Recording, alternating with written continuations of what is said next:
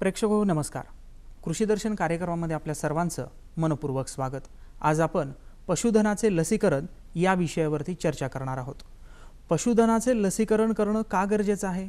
कारण साधारणतः ज्यावेळी पावसाळा सुरू होतो त्या पिरियडमध्ये वेगवेगळे आजार बळवतात.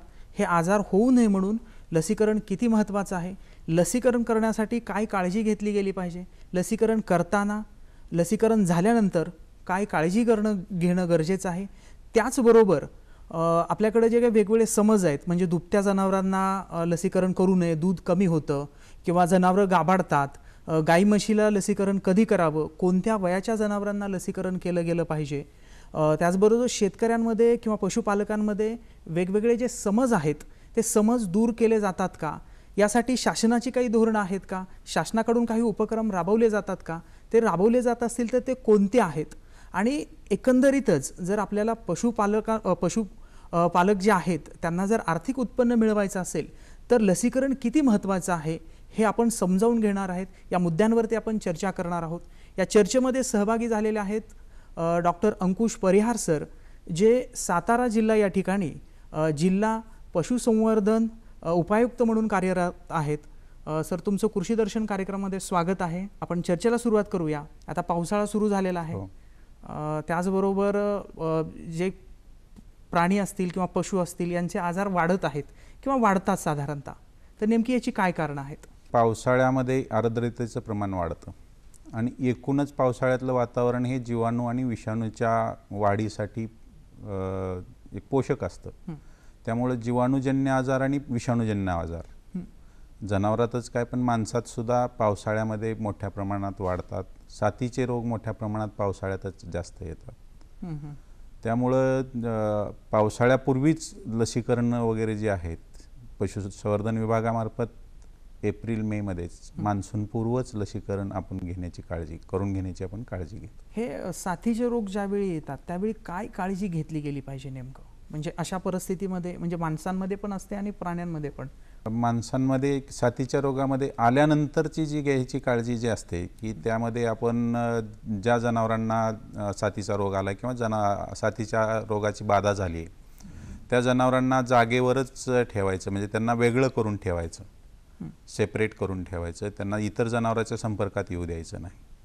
त्यांना जागेवरच चारा पाणी द्यायचं, शुद्ध आणि चांगलं पाणी, म्हणजे ओढ्याचं नाल्याचं खराब पाणी द्यायचं नाही. त्यांना आजार आल्यानंतर योग्य तो औषधोपचार करून घेणं गरजेचं असतं. त्याचबरोबर साथीचा प्रसार होऊ नये म्हणून जे आजारी जनावर आहेत की साथीचा आजार झाला आहे ते जनावरं दुसऱ्या जनावरात किंवा दुसऱ्या भागात जाऊ द्यायचे नाहीत किंवा दुसरी जनावरं त्या भागात घेऊन जायची नाहीत. आणि ज्या भागात साथ आलेली आहे त्या भागातील प्रदर्शन असतील जनावरांचे किंवा जनावरांचे बाजार हे बंद करायचे, जेणेकरून जनावरे एकत्र येऊन त्या रोगांचा संसर्गजन्य रोगांचा प्रसार होऊ नये. ही काळजी आपण घेतली पाहिजे. लसीकरणाचं नेमकं महत्त्व काय? कारण बऱ्याच वेळेला म्हणजे हे पशुपालक ग्रामीण भागामध्ये म्हणतात की लसी दिल्या पाहिजेत, काही म्हणतात नाही दिल्या पाहिजेत. काय आहे याचं महत्त्व? लसीकरण नक्कीच महत्त्वाचं आहे. कारण की काही आजार जे आहेत, घटसर्प, फऱ्या, शेळ्या मेंढ्यातील अंत्रविषार, या आजारात जर तो जनावराला आला किंवा या आजाराची साथ आली तर बऱ्याच वेळा उपचार करण्याची संधी सुद्धा आपणाला मिळत नाही. इतक्या पटकन त्याच्यात जनावर दगावतं. काही वेळा आपण उपचाराची जरी संधी मिळाली तरी उपचार करूनही जनावर ते दगावतं, आपल्या हाताला लागत नाही. तसेच काही जे आजार आहेत की म्हणजे इकॉनॉमिक इम्पॉर्टन्स म्हणू आपण त्यांना, लाळ खुरकूत रोगासारखा आजार, त्यात बरेच म्हणजे मर्तुकीचं प्रमाण जरी कमी असलं तरी जनावरांची जी उत्पादन क्षमता आणि प्रजनन क्षमता आहे ती मोठ्या प्रमाणात हॅम्पर होते किंवा अफेक्ट होते. म्हणजे त्यामुळं दूध कमी होतं किंवा त्यांचं प्रजनन जे आहे म्हणजे प्रजोत्पादनाची जी क्षमता आहे ती सुद्धा कमी होते. आणि असं या माध्यमातून शेतकऱ्यांचं मोठं आर्थिक नुकसान होतं. त्यामुळं जनावरांचं जीवित वाचवण्यासाठी आणि जनावरांचं जे उत्पादन क्षमता कमी होऊ नये किंवा उत्पादन क्षमतेत कोणता परिणाम होऊ नये यामुळं लसीकरण करून घेणं अत्यावश्यक आहे. किंवा prevention is better than cure या म्हणीप्रमाणे पशुरोग व्यवस्थापनाचा एक महत्त्वाचा भाग आहे की लसीकरण करणं. बरं. त्यामुळे सर्व जनावरांना पशुसंवर्धन विभागामार्फत हे लसीकरणाच्या वेगवेगळ्या मोहिमा सुद्धा आपण राबवतो. लसीकरण करत असताना, लसीकरण करण्यापूर्वी आणि लसीकरण केल्यानंतर काय काळजी घेतली गेली पाहिजे? लसीकरण करण्यापूर्वी, करताना आणि केल्यानंतर काळजी घेणं जनावरांची खूप गरजेचं आहे. कारण लसीकरणापूर्वी आपण त्यांना जंताची औषधं देऊन घेणं गरजेचं आहे. तसेच त्यांना क्षार मिश्रण आणि जीवनसत्वाची औषधं देणं गरजेचं आहे. त्यांना चांगला सकस आहार देणं गरजेचं आहे, जेणेकरून त्यांच्यात त्या रोगाची रोगप्रतिकारशक्ती चांगल्या पद्धतीनं तयार होईल. लसीकरण करतेवेळी आपणाला काळजी घ्यायची आहे म्हणजे की चांगल्या कंपनीची योग्य लस मात्रा, योग्य प्रमाणात, योग्य डोसमध्ये, त्याचबरोबर त्या लसीची साठवणूकसुद्धा योग्य ठिकाणी म्हणजे शीत पेटीत साठवणूक झालेली पाहिजे, म्हणजे जेणेकरून लसीकरण एक उपयुक्त होईल आपल्या जनावरांना.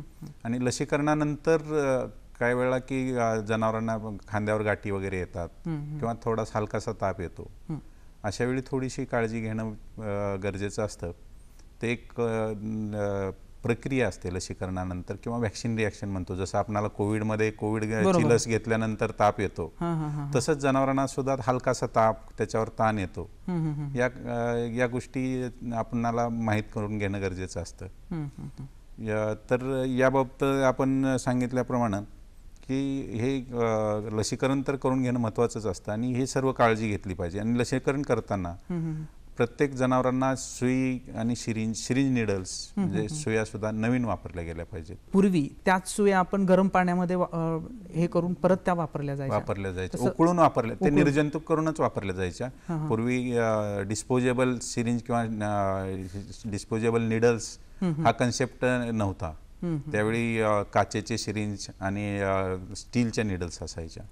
पण आता नवीन म्हणजे डिस्पोजेबल सिरिंज आणि निडल आलेले आहेत. जसे माणसात आलेले आहेत तसेच जनावरांच्या बाबतीत सुद्धा प्रत्येक जनावराला आपण लसीकरणाच्या वेळी नवीन सिरिंज आणि निडल्स वापरतो.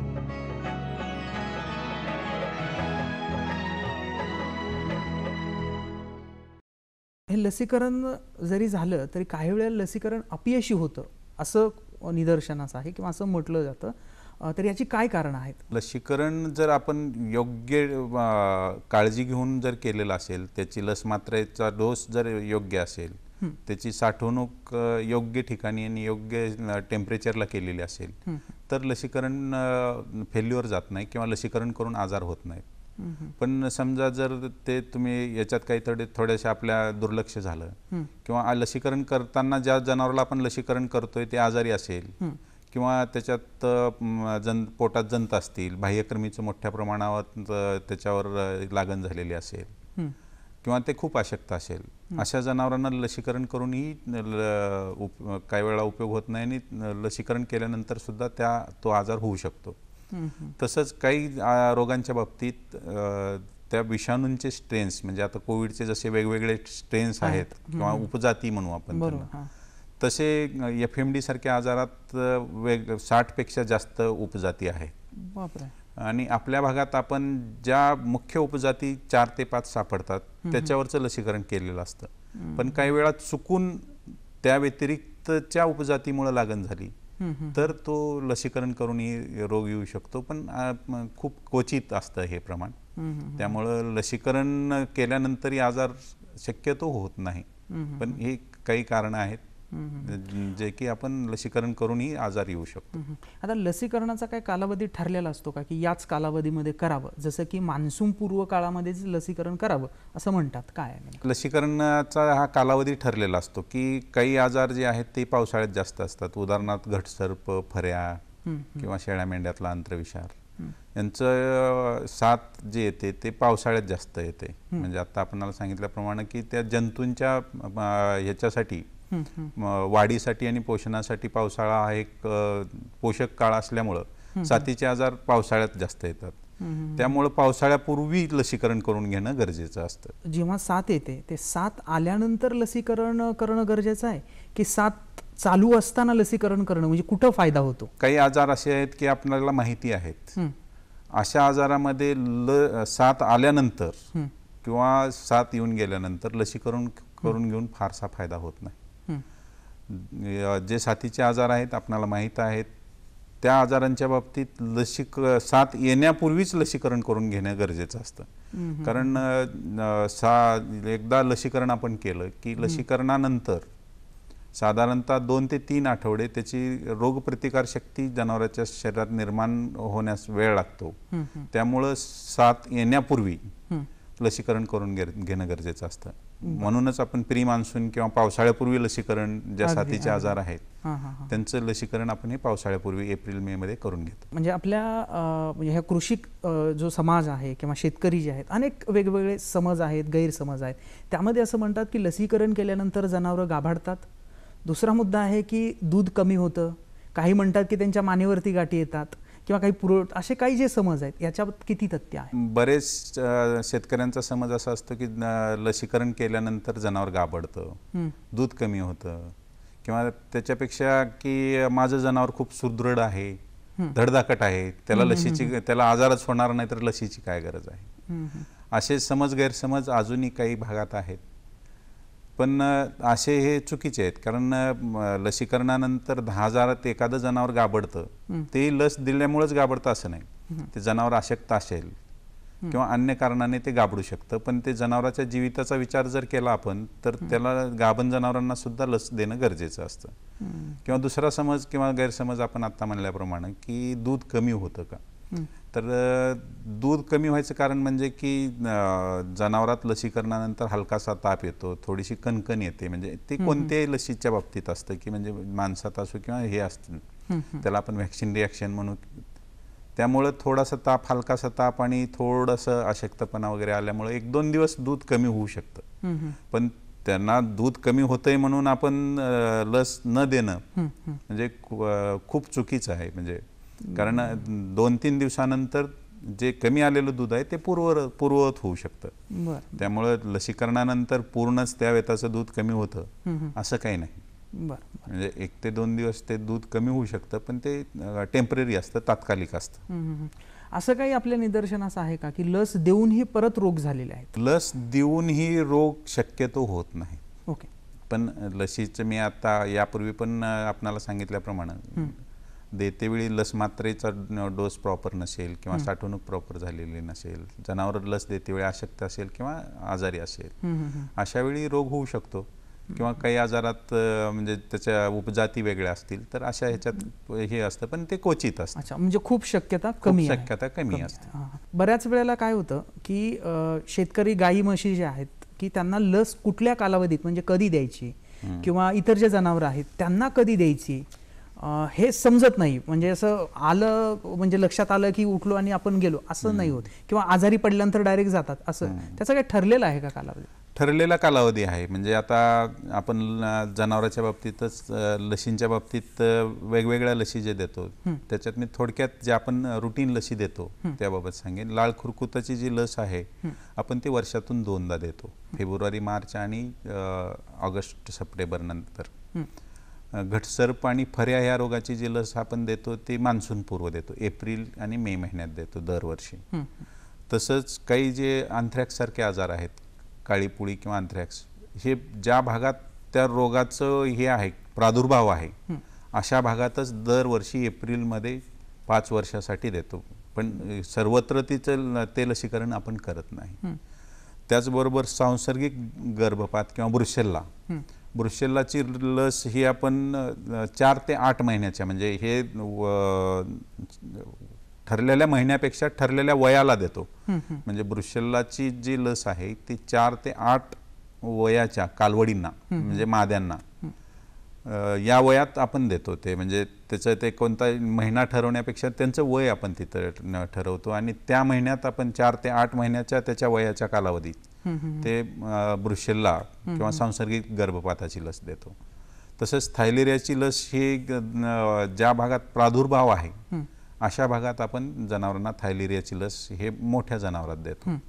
त्याचप्रमाणे शेळ्या मेंढ्यात सुद्धा आपण PPR आणि आंत्रविषार ह्या लसी आहेत ते मान्सून पूर्व देतो, कधी म्हणजे एप्रिल मे महिन्यात देतो.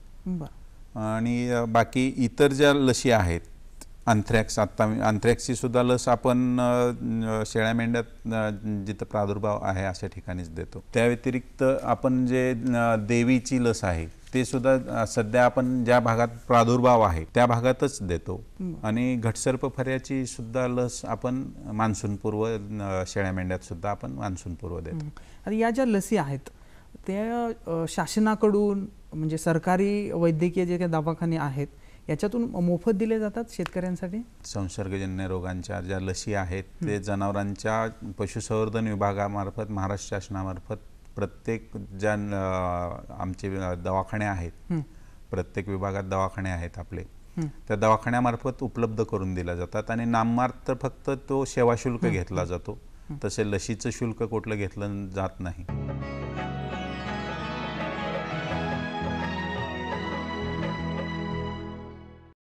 पाळीव प्राणी आहेत म्हणजे कुत्रा असेल, रेबीज सारखे जे आजार आहेत किंवा जे रोग आहेत जे पसरत आहेत याच्या संदर्भामध्ये काय सांगा? रेबीज हा आजार आहे तो पिसाळलेला कुत्रा चावल्यानंतर जनावरांना असेल किंवा माणसांना असेल, म्हणजे हा झोनोटिक डिसीज आपण म्हणतो. म्हणजे एका प्रजातीतून दुसऱ्या प्रजातीत सुद्धा याचं संक्रमण होतं. म्हणजे कुत्र्यापासून जनावरांना होऊ शकतो, माणसांना होऊ शकतो, पण हे पिसाळलेला कुत्रा चावल्यानंतर होतो.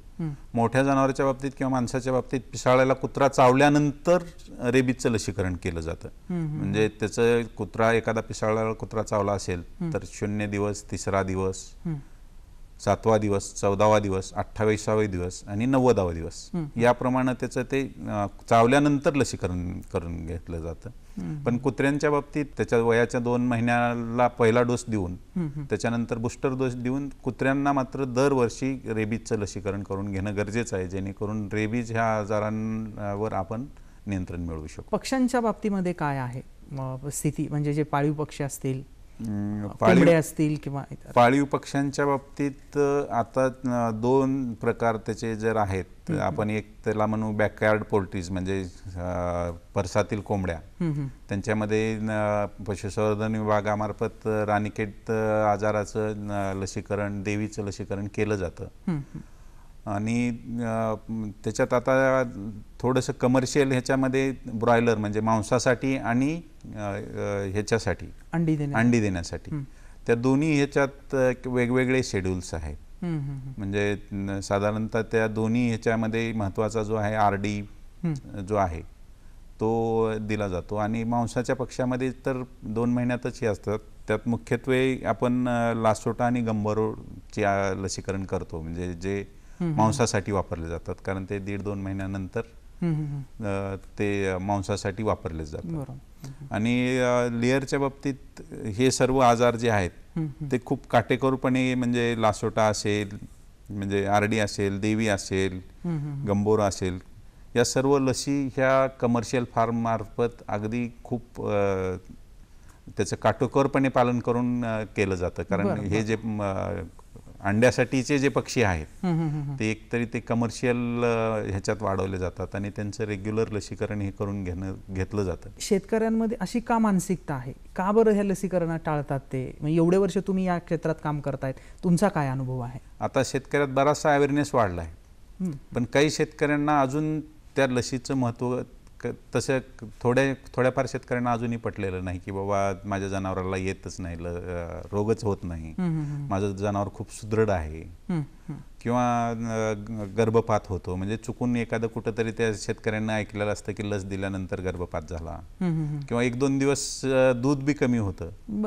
पण शेतकऱ्यांचा ते एकमेकाच्या त्या सांगीव ह्याच्यावर असतं की दूध कमी झालं, पण ते 2 दिवसासाठीच असतं किंवा तात्कालिक दूध कमी होतं. बरोबर. असं ते शेतकऱ्यांचा जो गैरसमज काढून आपण टाकला पाहिजे. म्हणजे आपल्या माध्यमातून मी तसंच सर्व शेतकऱ्यांना हे करतो की हे जे गैरसमज आहेत ते चुकीचे आहेत. आणि लसीकरण हा एक खूप महत्त्वाचा भाग आहे. पशुधन व्यवस्थापनामध्ये ठराविक कालावधीत लसीकरण करणं हे खूप पशु व्यवस्थापनाचा एक महत्त्वाचा भाग आहे. हे जे काही गैरसमज आहेत ते टाळण्यासाठी पशुधन विभागाकडून काही कार्यक्रम उपक्रम आयोजित केले जातात का? पशुधन विभागामार्फत वेगवेगळे कार्यमोहीम शिबिरे घेतली जातात, लसीकरण शिबिरे घेतली जातात. आणि आपल्या माध्यमातून तसेच आकाशवाणीच्या माध्यमातून आम्ही वेळोवेळी ज्यावेळी लसीकरण करायचं आहे त्यावेळी शेतकऱ्यांना आवाहन करतो, किंवा वृत्तपत्राच्या माध्यमातून सुद्धा आम्ही शेतकऱ्यांना हे मोहीम स्वरूपात जे लसीकरण करणार आहोत त्याविषयी माहिती देऊन त्यांच्यामध्ये अवेअरनेस वाढवण्याचा आम्ही पशुसंवर्धन विभागामार्फत नक्कीच प्रयत्न दरवर्षी केला जातो आणि त्याला आता हळूहळू खूप चांगला प्रतिसाद मिळत चाललेला आहे. वा वा, हाही एक याचाच भाग आहे. राष्ट्रीय पशुरोग नियंत्रण जो कार्यक्रम आहे, जो लाळ असेल, खुरकूत असेल, ब्रुसेला या रोगासंदर्भामध्ये राबवला जातो, काय सांगाल या संदर्भात? लाळ, खुरकूत आणि ब्रुसेल्ला हे NADCP म्हणजे राष्ट्रीय पशुरोग नियंत्रण कार्यक्रमांतर्गत या 2 रोगावरचं लसीकरण करण्याचा एक केंद्र शासनाचा महत्वाकांक्षी प्रकल्प आहे. याची सुरुवात 2019ला झाली आणि या प्रकल्पाचा हा एक उद्देश आहे की 2024-25 पर्यंत ब्रुसेल्ला आणि लाळ खुरकूत रोगावर नियंत्रण मिळवायचं आणि 2029-30 पर्यंत या दोन्ही रोगाचं समूळ उच्चाटन करायचं आपल्या देशातून. त्यामुळं हा प्रोग्राम जो आहे NADCPचा, FMDCP आणि ब्रुसेल्ला रोगावर लसीकरणाचा, तो पूर्ण देशभर केंद्र सरकारमार्फत राबवला जातो. 100% केंद्र सरकारच्या अनुदानावर राबवला जातो. त्यातून केंद्र सरकार या 2 रोगाच्या लसी आणि त्याच्या अनुषंगिक साहित्य, सिरिंज, निडल जे काय असेल ते पण सर्व राज्यांना देतं आणि देशभर एकाच वेळी हा प्रोग्राम राबवला जात आहे. शेवटी काय सल्ला द्याल जे शेतकरी आहे, जे पशुपालक आहेत त्यांना? पशुसंवर्धन विभागामार्फत, पशुवैद्यकीय दवाखान्यामार्फत आणि पशुवैद्यकांच्या सल्ल्याने दरवर्षी जे ठराविक कालावधीत आपण लसीकरण, जंत निर्मूलन ठराविक वेळी जर करून घेतलं तर आपण पशुधनाची होणारी हानी आपण टाळू शकू. त्यासाठी मी आपल्या माध्यमातून सर्व शेतकरी बांधवांना आव्हान करतो की त्यांनी पशुसंवर्धन विभागामार्फत जे वेळोवेळी लसीकरण, जंत निर्मूलन याचे कार्यक्रमाचे मोहीम स्वरूपात राबवले जातात त्याबाबत पशुवैद्यकाच्या सल्ल्यानं लसीकरण हे नक्कीच करून घ्यावं आणि आपल्यात जे गैरसमज आहेत किंवा समज आहेत, आपण आता चर्चा केली, ते समज आपल्या माध्यमातून मी समज दूर करून लसीकरणाला चांगला प्रतिसाद द्यावा असं आवाहन करतो. प्रेक्षक हो, आज आपण पशुधनाचे लसीकरण या विषयावरती चर्चा केली. डॉक्टर अंकुश परिहार सर यांनी अत्यंत उपयुक्त अशी माहिती दिली. पशुधनाचं लसीकरण जर केलं तर अनेक रोगापासून आपण मुक्तता मिळवू शकतो आणि आपलं जे आर्थिक नुकसान जे होणार आहे आणि शिवाय प्राण्याचा जीव आपण वाचवू शकतो. हे सर्व करण्यासाठी निश्चितच पशुधनाचे लसीकरण हे फायदेशीर ठरणार आहे. सर, तुम्ही आज ह्या कृषी दर्शन कार्यक्रमामध्ये आलात आणि अत्यंत महत्त्वाची अशी माहिती दिली, त्याबद्दल तुमचे मनपूर्वक आभार. धन्यवाद.